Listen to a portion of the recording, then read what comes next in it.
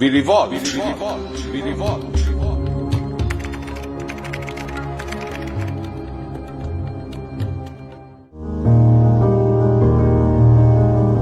যে কারণে দ্রুত সিদ্ধান্ত নিয়ে পাক বাহিনীর বিরুদ্ধে বিদ্রোহ ঘোষণা করেছিলেন জিয়াউর রহমান, সেই কারণ ব্যাখ্যা করতে একটু পেছনে ফিরে যেতে চাই।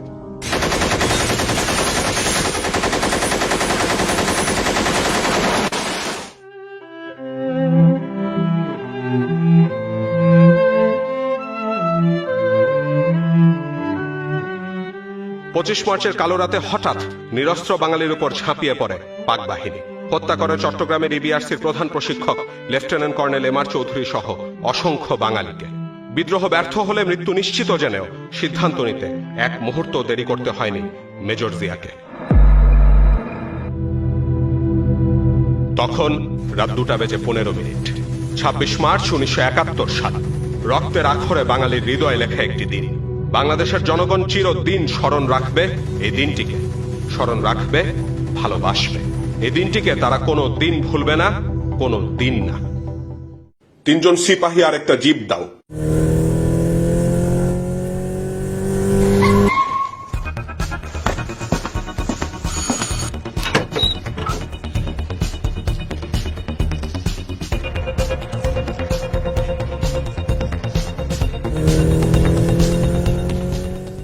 Arrest him. Fire them.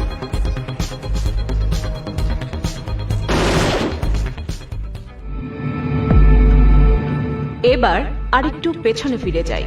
1970 সালের সাধারণ নির্বাচনে বিজয়ী হয়ে পাকিস্তানের কেন্দ্রীয় এবং পূর্ব পাকিস্তানের প্রাদেশিক সরকার গঠনের ম্যান্ডেট পায় আওয়ামী লীগ। কিন্তু হঠাৎ করেই 1 মার্চ আহত জাতীয় পরিষদের অধিবেশন স্থগিত করেন ইয়াহিয়া। 2 মার্চ ঢাকা বিশ্ববিদ্যালয়ের কলাভবন চত্বরে প্রথম বাংলাদেশের মানচিত্র খচিত পতাকা উত্তোলন করেন তৎকালীন ডাকসুর ভিপি আসমা আব্দুর রব, এবং 3 মার্চ স্বাধীনতার ইশতেহার পাঠ করেন সর্বদলীয় ছাত্র সংগ্রাম পরিষদের নেতা ও তৎকালীন ছাত্রলীগের সাধারণ সম্পাদক শাহজাহান সিরাজ। 7 মার্চ রেসকোর্স ময়দানে জাতির উদ্দেশ্যে ভাষণ দেন আওয়ামী লীগ নেতা মরহুম শেখ মুজিবুর রহমান। তার এই ভাষণটি কি স্বাধীনতার ঘোষণা ছিল? এক বিদেশি সাংবাদিকের এমন প্রশ্নের মুখোমুখি হয়ে যে জবাব দিয়েছিলেন মরহুম Sheikh Mujibur Rahman, Nobody can stop it. Autonomy of East Pakistan. Nobody can stop it. I want my rights. Emancipation. I want my emancipation. I want to live like a free citizen of a free country. You mean independence? That I don't mean. 7 মার্চে শেখ মুজিবুর রহমান স্বাধীনতার ঘোষণা দিয়েছেন কি দেননি তা তার এই বক্তব্যে স্পষ্ট হয়েছে। 27 মার্চ মরহুম শেখ মুজিবুর রহমান সারা দেশে হরতালের ডাক দেয় তার স্বাধীনতার ঘোষণা দেওয়া না দেওয়ার বিষয়টি আরও স্পষ্ট হয়ে যায়, যেটির উল্লেখ আছে মুক্তিযুদ্ধের দলিলপত্রের 2য় খণ্ডের 788 পৃষ্ঠায়। সংখ্যাগরিষ্ঠ দলের নেতা হিসেবে পাকিস্তানের প্রধানমন্ত্রী হওয়ার লক্ষ্যে প্রতিনিধিদের সাথে ডায়ালগে অংশ নেন মরহুম শেখ মুজিবুর রহমান। 1971 সালের 17 থেকে 25 মার্চ পর্যন্ত এই সংলাপ চলছিল কখনো প্রতিনিধি পর্যায়ে, আবার কখনো বা মুজিব, ইয়াহিয়া ও ভুট্টোর ব্যক্তি পর্যায়ে। কিন্তু ইয়াহিয়ার টালবাহানায় ভেঙে যায় এই ডায়ালগ। কিছু না জানিয়েই বাংলাদেশ ত্যাগ করেন ইয়াহিয়া। সংকট আরও ঘনীভূত হয়। এর মধ্যেই 25 মার্চে গ্রেফতার হন মরহুম শেখ মুজিবুর রহমান। এরপর এলো সেই কালারাত। এদেশে নিরীহ জনগণের ওপর ঝাঁপিয়ে পড়ে পাক বাহিনী। পাকিস্তান রাষ্ট্র কাঠামোর মধ্যে সংকট সমাধানের সব পথ রুদ্ধ হয়ে যায় চূড়ান্তভাবে।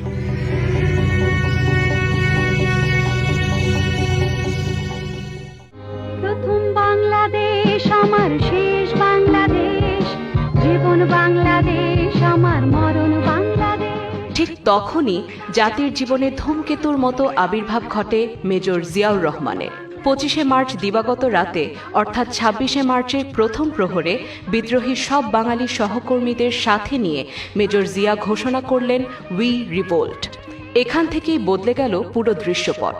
নিশ্চিত হল পাকিস্তানের ভাঙন, সূচনা হল স্বাধীনতা যুদ্ধের। চট্টগ্রামের কালুরঘাট বেতার কেন্দ্র থেকে ভেসে এলো সেই কণ্ঠ। আমি মেজর জিয়া বলছি। do hereby proclaim the independence of Bangladesh. স্থানীয় রাজনৈতিক নেতৃত্বের পরামর্শে এই ঘোষণার কিছুটা পরিবর্তন করে তিনি দ্বিতীয়বার শোনালেন সেই বাণী, আমি মেজর জিয়া বলছি। Sheikh Mujibur Rahman do hereby proclaim the independence of Bangladesh. আমি উনাকে কোয়ার্টার গার্ডের সামনে রিসিভ করলাম। উনি নামার সাথে সাথে বললেন, we revolt, you are all under arrest. Ziaur Rahman গেলেন, জঞ্জুয়াকে অ্যারেস্ট করে নিয়ে আসলেন। আসার পথে তৎকালীন মেজর শওকতকেও সাথে নিয়ে আসলেন। তখন বাইদেন কি হলো, অধিনায়ক জঞ্জু অ্যারেস্ট হয়ে গেল, ক্যাপ্টেন আহমদ আলীকে আমি আগে অ্যারেস্ট করলাম, লেফটেন্যান্ট আজম লেফটেন্যান্ট হুমায়ুন অ্যারেস্ট হলো। এর মধ্যে হাবলদার আজিজ, যিনি আমাদের অফিসার্স মেসের দায়িত্বে ছিল, তিনি দৌড়ে আসলেন, বললেন স্যার মেজর হামিদ আর ক্যাপ্টেন নজর বিডিআর এর আমাদের ঠিক সম্মুখেই রাস্তার এপার ওপারে তাদের অফিসার্স মেস ছিল, ওনারা এখনই আসা ঢুকছেন। তখন আমার ট্রুপস প্রস্তুত ছিল, 12 জন সেনা সদস্য ওদেরকে দিলাম, গিয়ে ওদের 2 জনকে অ্যারেস্ট করে নিয়ে আসো। তিনি একটি ড্রামের উপরে দাঁড়িয়ে 26শে মার্চ তারিখে গভীর রাত্রে ঘোষণা দেন যে উই রিভোল্ট, আমরা বিদ্রোহ করি, এবং সেখানে তিনি বাংলাদেশকে স্বাধীন রাষ্ট্ররূপে ঘোষণা করেন। পরের দিন 27শে মার্চ তারিখে কালুরঘাট বেতার কেন্দ্র থেকে তিনি প্রথমে নিজের নামে, তারপর বঙ্গবন্ধুর নামে বাংলাদেশের স্বাধীনতা ঘোষণা করেন। 25শে মার্চের পরে যখন সাধারণ মানুষের উপর নির্বিচারে গুলি, হত্যা, লুট, এটা তো আপনারা শুনেছেন। তখন তো একটা মিলিটারি লোক দরকার ছিল। রাজনীতি দিয়া পরাস্ত করতে হয়। ইয়াহিয়া খানকে বা টিক্কা খানকে, মিঠা খানকে সামরিকভাবে কে পরাজিত করবে, এই জন্য মিলিটারি পার্সন দরকার ছিল। জিয়াউর রহমানের ডাকে জনগণ স্বস্তি ফেলেছে যে আমাদের সাথে মিলিটারিরাও আছে, সিভিলিয়ানরা তো আছেই, তারা তো ফাইট করতে পারবে না, ফাইট করার জন্য আমাদের সঙ্গে মিলিটারিও আছে। এর প্রথম মিলিটারি পার্সন হলো জিয়াউর রহমান। 28 মার্চ 1971, একদিকে জিয়াউর রহমানের বিদ্রোহ, পাশাপাশি চট্টগ্রামের কালুরঘাট বেতার কেন্দ্র থেকে ইথারে ইথারে ভেসে আসা জিয়ার কণ্ঠ যখন চারদিকে ছড়িয়ে পড়ল, ঠিক তখনই মাতৃভূমি মুক্তির দিশা পেল জাতি। যুদ্ধে ঝাঁপিয়ে পড়ল অন্য সব বাঙালি সেনা এবং ইপিআর সহ দেশের আপামর জনসাধারণ।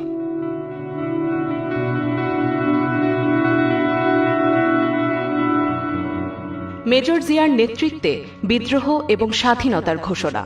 4 এপ্রিল মুক্তিযুদ্ধের সর্বাধিনায়ক কর্নেল ওসমানীকে অধিনায়ক করে সিলেটের তেলিয়াপাড়ায় গঠিত হয় যুদ্ধের প্রথম ব্রিগেড।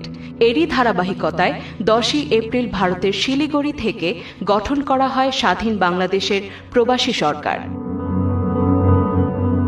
একজন সেনা কর্মকর্তা হয়ে জিয়াউর রহমানকেই কেন এমন ভূমিকায় আসতে হলো? শেখ মুজিব এবং আওয়ামী লীগের সাথে ক্ষমতা হস্তান্তরের ব্যাপারে আলাপ আলোচনা হয়েছে, এটা কেউ অস্বীকার করতে পারবে না। এতে বোঝা যায় আওয়ামী লীগ পাকিস্তানিদের বিরুদ্ধে যুদ্ধের জন্য প্রস্তুত ছিল না। রাজনৈতিক নেতৃবৃন্দ স্বাধীনতার ডাক না দিলেও তখন এই সশস্ত্র যুদ্ধে অংশগ্রহণের জন্য সামরিক বাহিনীর সদস্যরা এই 5টি ক্যান্টনমেন্টে আলাদা আলাদাভাবে কেউ কারোর সাথে যোগাযোগ না থাকা সত্ত্বেও স্বাধীনতা ঘোষণা, এই মুক্তি যুদ্ধে অংশগ্রহণের জন্য ঝাঁপিয়ে পড়েন। 11 এপ্রিল 1971 স্বাধীন বাংলা বেতারে প্রচারিত মুক্তিযুদ্ধকালীন প্রবাসী বাংলাদেশ সরকারের প্রধানমন্ত্রী ও আওয়ামী লীগ সাধারণ সম্পাদক তাজউদ্দিন আহমেদ তার ইংরেজি ভাষণে পরিষ্কার করে বলেন, The brilliant success of our forces and the daily additions to their strength in manpower and captured weapons has enabled the government of the People's Republic of Bangladesh, first announced through Major Ziaur Rahman, to set up a full-fledged operational base from which it is administering the liberated areas. তাজউদ্দিনের ভাষায় major Ziaur Rahman প্রথমে বাংলাদেশের স্বাধীনতা ঘোষণা দেন এবং সেখান থেকেই বাংলাদেশের মুক্ত অঞ্চলগুলো শাসিত হচ্ছে। অর্থাৎ 26শে মার্চ থেকে শুরু করে 17ই এপ্রিল প্রবাসী সরকার গঠন পর্যন্ত জিয়াউর রহমান ব্যতীত কোনো শাসক, প্রশাসক, সরকার বা রাষ্ট্রপ্রধানের দাবিদার ছিলেন না। জিয়াউর রহমানের স্বাধীনতার ঘোষণা ও পরবর্তীতে তার নেতৃত্বাধীন জেড ফোর্সের যুদ্ধকে স্টালিনগ্রেডের যুদ্ধের সঙ্গেও তুলনা করেন তাজউদ্দিন। মুক্তিযুদ্ধের দলিলপত্রের ৩য় খণ্ডের ৮ম পাতায় ১১ এপ্রিল তাজউদ্দিন আহমেদের ভাষণে জিয়াউর রহমানের এই বিষয়টি স্পষ্টভাবে লেখা আছে। এছাড়া ভারতের সরকারি ওয়েবসাইটে বাংলাদেশ ডকুমেন্ট ভলিউম 1 বইটির ২৮৪ পাতায় তাজউদ্দিন আহমেদের পুরো ভাষণটি উল্লেখ করা হয়েছে। প্রখ্যাত কথা সাহিত্যিক হুমায়ুন আহমেদ তার জোছনা ও জননীর গল্পে লিখেছেন, ৭১-এর ২৭ মার্চ শনিবার রাত ৮টায় রেডিওর নব ঘোরাতে ঘোরাতে এই দেশের বেশ কিছু মানুষ অদ্ভুত একটা ঘোষণা শুনতে পায়। মেজর জিয়া নামের একজন নিজেকে রাষ্ট্রপ্রধান ঘোষণা দিয়ে বলেন, আমি বাংলাদেশের স্বাধীনতা ঘোষণা করছি। তিনি সর্বাত্মক যুদ্ধের ডাক দেন।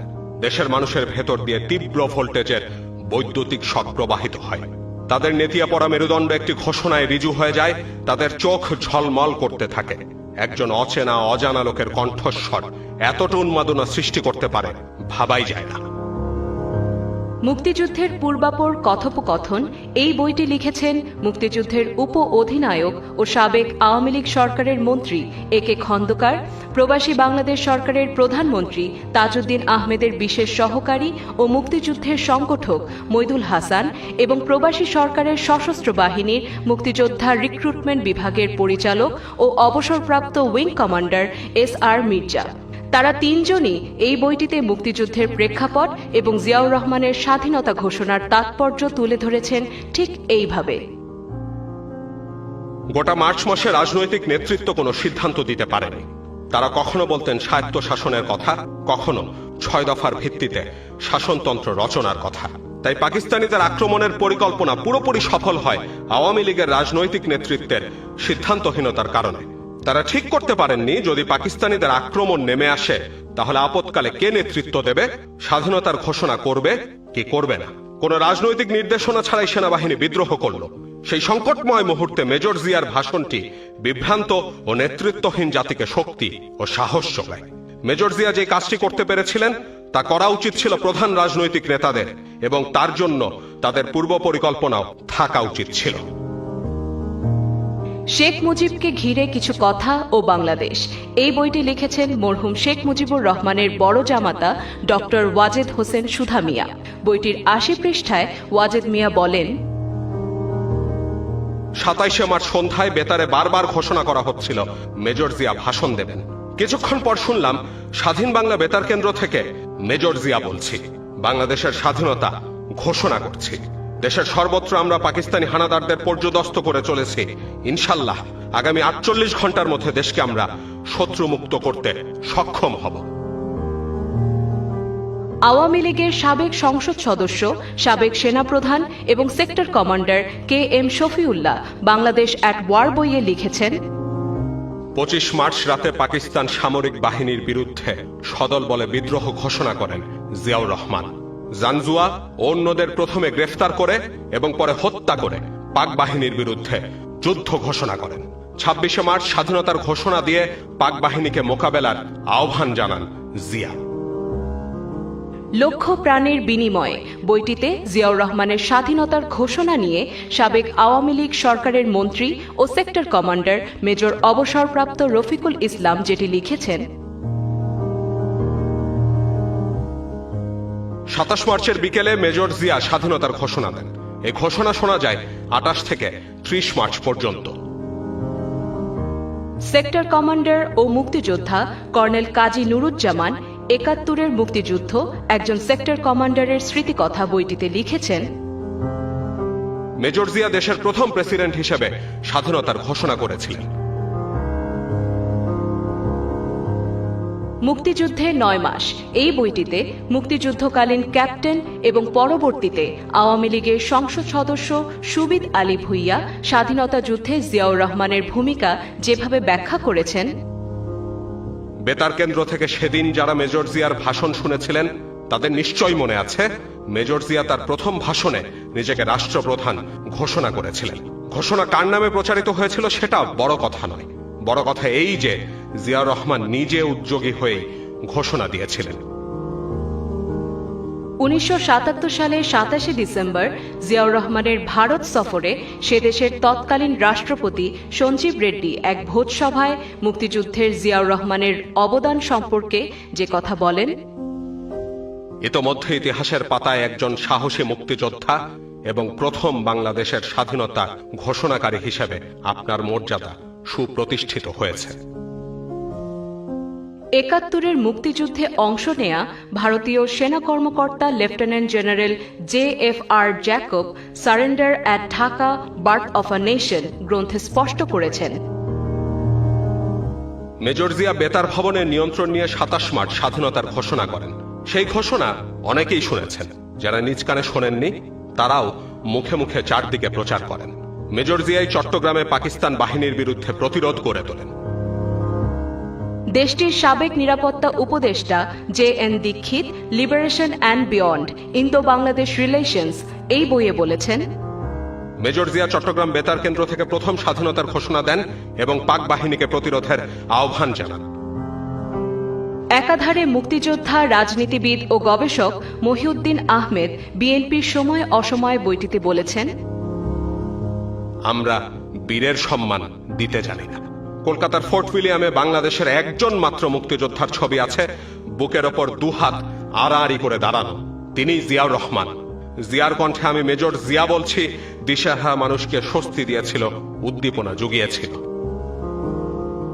বুদ্ধিজীবী ও ইতিহাসবিদ বদরুদ্দিন উমর লিখেছেন, মেজর জিয়াই ছিলেন সেই ব্যক্তি যিনি ২৭ মার্চ স্বাধীনতার ঘোষণা দিয়েছিলেন, আর সেটা সশস্ত্র বাহিনীগুলোর প্রতিরোধ সংগঠিত করার ক্ষেত্রে সহায়ক হয়েছিল।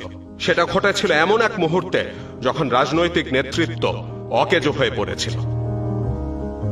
সাবেক আওয়ামী লীগ নেতা ও মুক্তিযুদ্ধকালীন প্রবাসী সরকারের ভ্রাম্যমাণ কূটনীতিক মোহাম্মদ নুরুল কাদির ২৬৬ দিনের স্বাধীনতা গ্রন্থে জিয়াউর রহমানের স্বাধীনতা ঘোষণা নিয়ে ঠিক এমন মন্তব্য করেছেন, মেজর জিয়ার কণ্ঠে স্বাধীনতার ঘোষণায় যেন আশার আলো দেখতে পেলাম।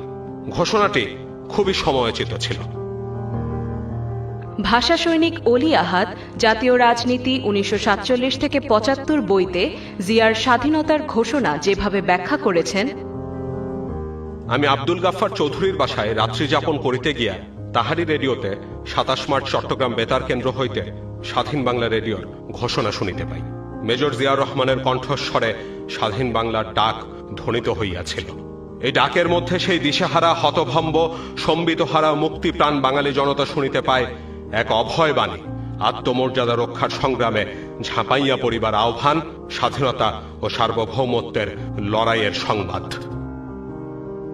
ভারতের দি স্টেটসম্যান পত্রিকা সহ বিশ্বের বিভিন্ন দেশের দৈনিক পত্রিকায় জিয়াউর রহমানের স্বাধীনতা ঘোষণা নিয়ে সংবাদ প্রচারিত হয়। সেই সাথে জিয়ার বীরত্বের কথাও উঠে আসে পত্রিকাগুলোতে। টেলিভিশনের টকশো ও দলীয় আলোচনায় জিয়াউর রহমানের স্বাধীনতার ঘোষণার কথা উল্লেখ করেন প্রয়াত sector commander Mir Shawkat Ali, sector commander KM Shafiullah, মুক্তিযুদ্ধকালীন লেফটেন্যান্ট শমশের মবিন চৌধুরী, সাবেক আওয়ামী লীগ নেতা নূরে আলম সিদ্দিকী, সুলতান মনসুর, কমিউনিস্ট পার্টি নেতা মনজুরুল আহসান খান এবং ঢাকা বিশ্ববিদ্যালয়ের ইতিহাস বিভাগের অধ্যাপক ডক্টর সৈয়দ আনোয়ার হোসেন সহ অনেকে। ১৯৭১-এর ৭ই মার্চে এটা বলা হয় যে উনি অধীনত স্বাধীনতা ঘোষণা করেননি। মেজর জিয়া গর্জে ওঠেন উই রিভোল্ট, সঙ্গে সঙ্গে আমরা বিদ্রোহ ঘোষণা করি পাকিস্তান সামরিক বাহিনীর বিরুদ্ধে। আমরা সবাই বসে আছি ৭ই মার্চের ভাষণ শোনার জন্য। পরের দিন ঘোষণাটা প্রচারিত হয়। প্রচারিত হওয়ার সাথে সাথে আমরা বুঝতে পেরেছি যে সময় এখনো আসে।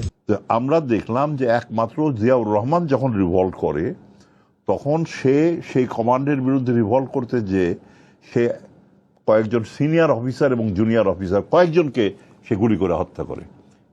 সেই লোককে এইভাবে বলা এবং তার স্বাধীনতা পুরস্কার বিদ্রোহ করে দেওয়া, এগুলি খুব দুঃখজনক। তিনি বললেন যে আমি বিদ্রোহ করেছি এবং আমি প্রতিজ্ঞা করেছি যে আমি দেশ মুক্ত না করা পর্যন্ত আমি যুদ্ধ করে যাব। জি, তখন সৈন্যর সাথে সাথে তালি এবং উর্রা, আল্লাহু আকবার এই ধরনের উচ্চারণ। তখন তিনি এই ডিক্লারেশন করার পরে তিনি বললেন যে আজকে থেকে বাংলাদেশ স্বাধীন।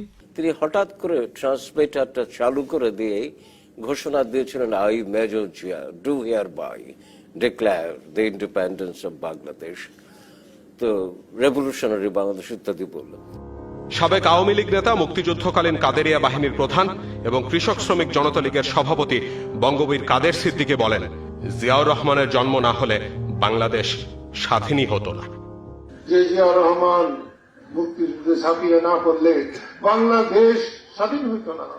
কারণ আজকে যে যাই বলুক, জিয়াউর রহমান মিলিটারি হিসাবে মুক্তিযুদ্ধে অংশ নেওয়ায় আমরা সকলেই উৎসাহিত হয়েছিলাম। বাংলা একাডেমিতে 1972 সালের 21শে ফেব্রুয়ারি উদযাপন অনুষ্ঠানে মুক্তিযুদ্ধের 11 জন সেক্টর কমান্ডার বক্তব্য দিয়েছিলেন। মুক্তিযুদ্ধের সর্বাধিনায়ক কর্নেল ওসমানী সহ সেক্টর কমান্ডারদের উপস্থিতিতে জিয়াউর রহমানকে পরিচয় করিয়ে দেয়া হয় ঠিক এইভাবে। 25 মার্চ পাক বাহিনীর বর্বর হামলার পর চট্টগ্রাম থেকে বাংলাদেশের স্বাধীনতা ঘোষণাকারী ও তুমুল প্রতিরোধ গড়ে তোলার কৃতিত্বের অধিকারী কর্নেল জিয়াউর রহমান। সেদিন তুমুল করতালির মধ্যে বক্তব্য দিতে মঞ্চে উঠেছিলেন তখনকার কর্নেল জিয়া। 1971 সালের 26শে মার্চ জাতির মহাক্রান্তি লগ্নে জীবনের ঝুঁকি নিয়ে বিদ্রোহ ঘোষণা করে জাতিকে আশার বাণীও শুনিয়েছিলেন এই মেজর জিয়াই। শেষ পর্যন্ত নিজেকে উৎসর্গও করেছেন এই দেশের জন্যেই। শেখ মুজিবুর রহমানের বড় জামাতা ওয়াজেদ মিয়া মুক্তিযুদ্ধের সময় জিয়াউর রহমানের জন্য যে কামনা করেছিলেন তা উঠে এসেছে তার লেখা এই বইটিতে। পাকিস্তানিদের হাতে বাঙালিদের হত্যা ও নৃশংসতার সংবাদ শুনে আল্লাহর কাছে কায়মনে প্রার্থনা করেছিলাম যে, হে আল্লাহ, চিটাগংয়ের মেজর জিয়াউর রহমান ও তার সহকর্মীদের যেন কোনো ক্ষতি না হয়, তারা যেন দেশের স্বাধীনতা যুদ্ধে বিজয়ী হন। তাই প্রয়াত জিয়াউর রহমানের উদ্দেশ্যে বলতে হয়, এই জাতি কখনো ভুলবে না মেজর জিয়া তোমায়, কখনোই না। বাংলাদেশিদের হৃদয়ে রক্তের আখরে লেখা থাকবে একটি নাম, স্বাধীনতার ঘোষক শহীদ প্রেসিডেন্ট জিয়াউর রহমান। জীবন বাংলাদেশ।